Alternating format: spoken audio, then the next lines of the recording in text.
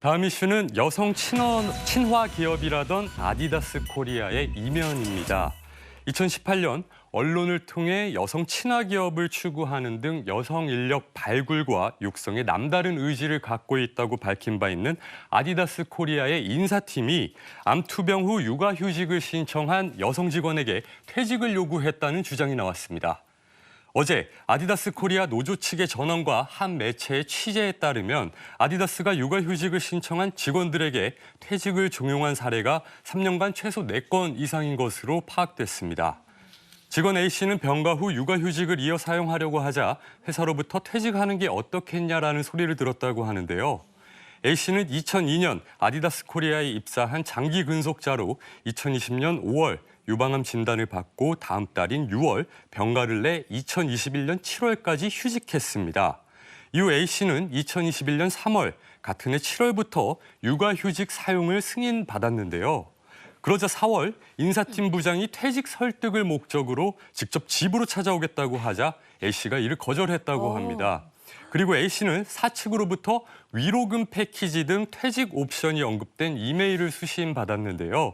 이후 인사팀은 A씨를 향해 4차례나 더 퇴직을 종용한 것으로 밝혀졌습니다. 그동안 여성 친화 기업이라면서 홍보를 해온 것과 달리 육아휴직 신청자에게 퇴직을 강요하는 이중적인 태도, 또 대처를 했습니다. 그런데 그 이후로도 회사의 부당한 대우가 계속됐다고 하던데요. 그렇습니다. 퇴직 요구를 거절하고 회사에 복직한 A씨는 약 5개월간 보직이 부여되지 않았다고 하는데요.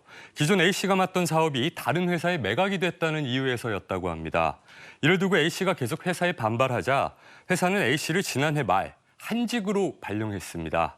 기존 이사직함을 맡았던 A씨는 옛 부하 직원이었던 부장의 밑으로 있는 1인 조직에 들어가 기존 계약직 직원들이 하던 자투리 일을 맡게 됐다고 하는데요.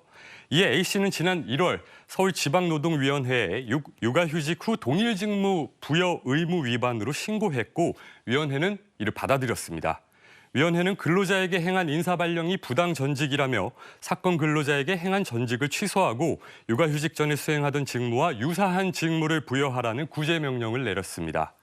하지만 아디다스는 현재까지도 해당 구제명령을 이행하지 않고 있으며 아디다스는 A씨가 동일 임금을 받고 있기 때문에 문제 없다는 입장인데요. 아디다스는 이 사안을 상급심까지 다투겠다는 입장인 것으로 전해졌습니다. 육아휴직이 제도화되면서 이제 이게 직원들의 권리가 됐는데 이게 회사에서 이런 대우를 받는다면 네. 육아휴직을 내는데 상당한 부담을 느끼게 되는 거거든요.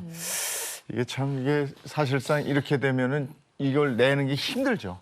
직원들이. 그렇습니다. 실제로 많은 직장인들이 여전히 육아휴직 사용에 눈치를 보고 있는 것으로 드러났습니다.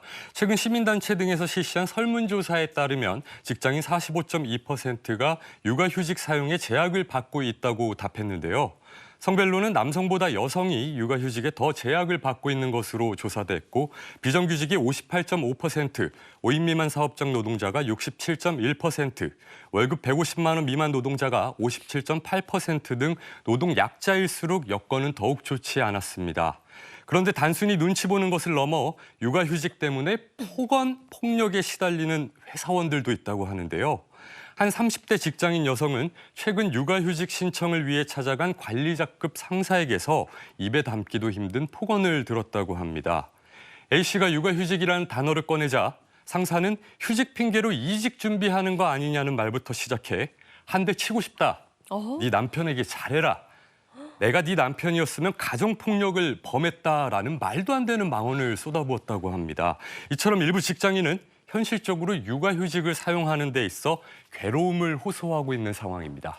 제도화돼 있으니까 잘 이행이 되겠지 하고 손 놓을 게 아니고 네. 한번 꼼꼼히 챙겨봐야 할 일인 것 같습니다.